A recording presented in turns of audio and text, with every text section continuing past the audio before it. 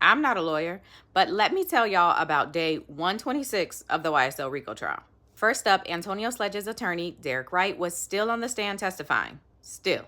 Attorney Love is doing the direct examination, and the focus of her questions has to do with Antonio Sledge's plea deal. Derek Wright acknowledges that he can't say what exactly made Antonio Sledge want to take the plea deal, but he does note that Sledge could not afford to pay for a lawyer for this very long trial, and with the concern of his sick mother, a plea deal did seem interesting. My client didn't have the resources where he could hire me to conduct a year-plus trial. He also expressed other concerns unrelated to the trials. But yes, did we have different legal options he could choose? Yes. But why he made the choices he made, that's something you'd have to ask Mr. Sledge. Next, the discussion goes to those factual acknowledgments in the deal. A little bit of context before I play these clips. Before the final draft of the plea agreement, the state and Antonio Sledge, through his attorney, Derek Wright, emailed back and forth regarding those acknowledgments. Sledge was asking for some of the things to be changed or taken out,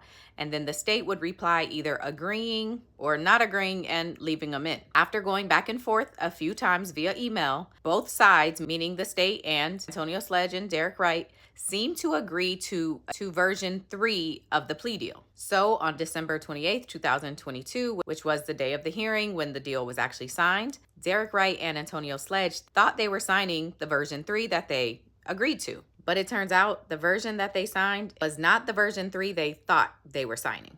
Now the public, meaning you and me, don't have access to the previous versions of the plea deal. We only have the version that was signed in court. But just so you know, acknowledgement number 8 that they're going to keep referencing is from the final version, and it has to do with Sledge knowing personally that one or more associates of YSL committed the death of Donovan Thomas on behalf of YSL. Sledge and Wright both say that this statement is not true, and they asked for it to be taken out, and they thought it was taken out, but it wasn't. Without going into the contents, there's what I saw and had on the 27th of December, and then what we were interfacing back and forth on the 28th when we were in court. Was there something you requested be taken out of the plea agreement that is a part of state's 1-8S? Yes. Number 8, from the very beginning. Okay. That was one of the things that was an issue for us. But I can tell you the one before this exhibit, which for my records was iteration number 3, it was not in there. So the subject matter of number 8 had been removed from earlier versions, was not present in iteration number 3, such that it appeared again in iteration 4. Got that? Number 8 was in version 1. It wasn't in version 2 or version 3, but then it ended up back in version 4 that was signed at the courthouse. And Derek Wright says he just missed it. Did you request that number 8 be removed? No, I did not. I have no recollection of seeing number 8. I understand my client initialed it because I can see his initial. I also understand it may have been enunciated by the state at the plea, but where we went from 455Y, where it was not in there, and then it was in there, I don't know how it got there or how we missed it, because neither my client or I appeared to have realized it was there, and it came in. We read it and signed it. I can't dispute that, but how that number, when that was something from the very beginning we were contesting, I can only say we missed it. At the time that this document was being read into the record, were you paying attention? I was paying attention, but I missed it. So apparently not good enough. It sort of was a surprise of this trial for me, was that was in there, and how did we miss it? Do you have notes, or do you have an email or a text message or anything that reflects, hey, number 8 on this document, take it out? When we were handed 456, I think we must have assumed 455 was what was being handed to us to execute. And we did not notice it's in there And again, I'm not disputing, it is in there, but I can't explain to you how we missed what we thought we were signing, or what I thought we were signing was 455, not 456, with that additional number 8 embedded in the factual allegations. And I don't have an acceptable explanation as to how we missed it. A few of the attorneys do cross-examination on Derek Wright, but I'm going to play some short clips from Doug Weinstein's cross and Keith Adams' cross, because during those cross-examinations, Attorney Love made some objections and motions, and you need that context for what happens next. If I speak to you in a normal speaking voice, can you hear me okay? Absolutely. I don't need to yell or shout. You do not. Okay. I don't have any personal knowledge how the state came up with these factual problems. So you don't know how the state put those words in your client's mouth? I do. As to the characterization Sustained. of, Your Honor, I This have witness. a motion as to part of that, but I'll ask it at the time that we break. Okay. Well, you observed that the state was just as interested in getting this plea done as Mr. Sledge was. Isn't that true? So objection. Sustained. Was it your observation that the state wasn't really concerned with Mr. Sledge, they really Objection. wanted Mr. Williams? Same object. Oh. Sustained. And I have a motion as it relates to that. All right, Ms. Love, you had 2 different motions. And one of them relates to comments by Mr. Weinstein. Specifically, you don't know how the state put those words in your client's mouth. It was an improper comment, improper statement put before the jury. We would ask that the court under 17-875 admonish and rebuke Mr. Weinstein's statements and admonish him to make no further efforts to put such improper statements before the jury. Yes. If you're wondering if Attorney Love has asked the judge to admonish and rebuke Doug Weinstein in front of the jury the same way she was admonished and rebuked in front of the jury, the answer to that question would be yes. Don't think it goes so far. I mean, you objected, I sustained it. It doesn't go so far as to warrant an admonishment before the jury, but let's try to be careful in our characterizations, even when we are asking questions. All right. Okay. What's your second motion? And same request for Keith Adams. Mr. Adams, we do believe that that merits an admonishment and rebuke under 17-875, and we would ask that the court give him one. It was inappropriate for you to ask that question. With regard, though, to an admonishment, any instruction I give is just going to highlight it again for the jury. So is that really what you want? Why don't I just admonish Mr. Adams privately not to pull anything like that again, or you will get admonished in front of the jury? Would that suffice for now? Yes, it does. Thank you. Oh, girl. Next up to do cross is Max Shart, and he highlights that there were other things in Antonio Sledge's plea deal that was also wrong, that Derek Wright didn't seem to flag. He was sentenced, the agreement was 15 years to serve on probation. RICO violation, correct?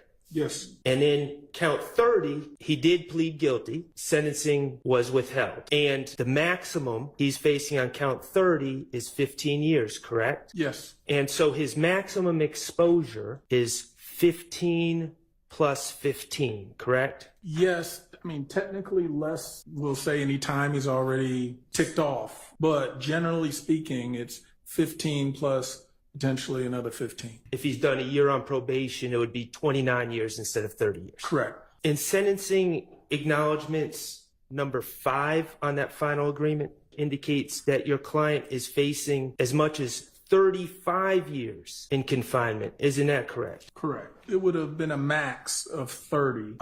So 35 was incorrect. You and your client signed an agreement saying that your client was facing 35 years, and he was really only facing 30 or less. Yes. Last witness of the day is this man whose name is Thomas Burnett, and he is an Infiniti expert or something like that. If you're trying to piece together what this has to do with the case, the state has alleged that Jeffrey Williams rented an Infiniti days before Donovan Thomas's death, and then under his order, that vehicle was used in the drive-by that resulted in Thomas's death. Now, since there was video surveillance that captured that incident, the state is using Burnett and his Infiniti expertise to identify the vehicle in the video surveillance. Just watch. What do you currently do for a living? I'm a service consultant at an Infiniti dealership in Charlotte. I was a valet while I was going through college. Where did you get your degree? DeVry University, business administration.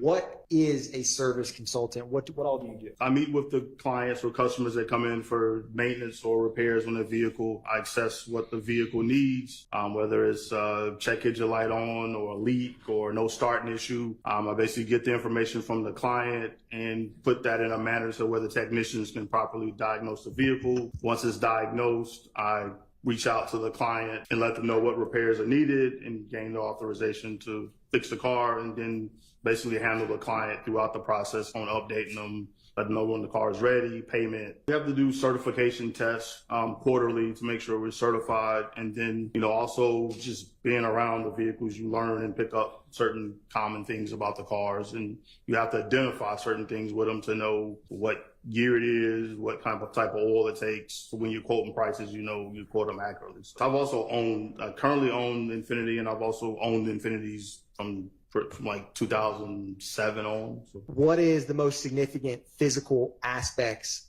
of this make and model? Probably say the headlights and the front grille. You can see a silver kind of spot or kind of there. That's actually the decal that's on it. You're right there at it now. That is the decal that indicates the engine size? That's correct. What stands out to you in terms of is different about the Infiniti Q50 compared to other Infiniti makes and models?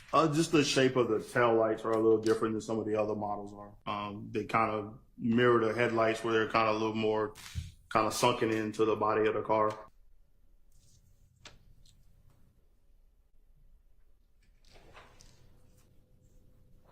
Now, is that surveillance video clip that you just watched, what vehicle was depicted between 8 minutes and 30 seconds and 8 minutes and 40 seconds? It was an Infiniti Q50. Now, can you describe for the jury what stood out to you about being able to identify this as an Infiniti Q50?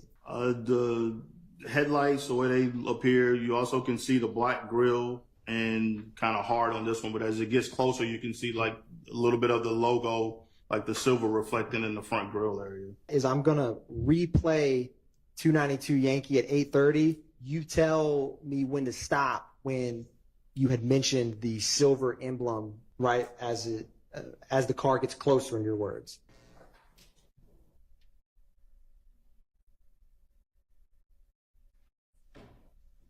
Sorry, it's real quick. It's all right. You can almost see the reflection of it right in that screen there. Like if you look in between the headlights, you can see there's something there. It's not black like the rest of the grille is. Mr. Burnett, I'm also going to publish 292 Yankee starting at 10 minutes and 40 seconds. Mr. Burnett, that surveillance video that we saw, is that? It's the same car from before, it's just a different angle, it looks like. We're seeing more of the back end of it. Keith Adams does cross. I'm talking about the video that you were looking at, that the state played. Would you agree that was a black and white video? I don't know if I would classify it as black and white. It wasn't the greatest of quality of video, but I would say it was black and white. I can tell it's a grayish color. I mean, just like the color, the car that's behind the white one appears to be like a reddish color. So let's see. Are you going to tell me that vehicle that you said is in Infiniti was a diamond graphite color vehicle? Could I say it from the picture? No, I mean from this, no, I couldn't say it was diamond graphite, but I could say it's grayish in shade though. You said that you recognize this as an Infiniti because of your familiarity with Infinitis, correct? Correct. You're not a scientific expert, right? No. You've never been qualified as an expert in Infinitis or identification of vehicles, true? No scientist, no. You've never been qualified in a court of law as an expert in identification of vehicles. Never been to court before or anything for it, but as far as an expert in knowing Infinitis, I probably would say yes, I know all the models. Okay. Tell me whether or not that vehicle that you're looking at, the one that you've identified as an Infiniti Q50, has standard size wheels or non-standard wheels on it as you described earlier. You can barely see the wheels from this. Tell me where you see on that there is an Infiniti emblem or insignia on the front grille. This one doesn't capture it. He tried to roll it forward to where you could see that there is something silver in it, but technically they couldn't stop it at the right time. You said technically, but you don't see it at all, do you? Not in this frame, no. Are you able to tell whether or not there's any damage to the front bumper or fender of that vehicle, as though it's been some sort of accident of some sort? Not on the screen, no. You testified earlier about there being an emblem on the side of the Infiniti Q50 that's a little bit behind the front wheel. Point out to me where that emblem on the side of the vehicle is that tells us it's an Infiniti. You can't see it from this angle. So that was day 126, child. The judge and the attorneys were in court today. Today's Wednesday. But there was no jury and no testimony. So I'm not doing a recap. But they'll pick back up tomorrow for day 128.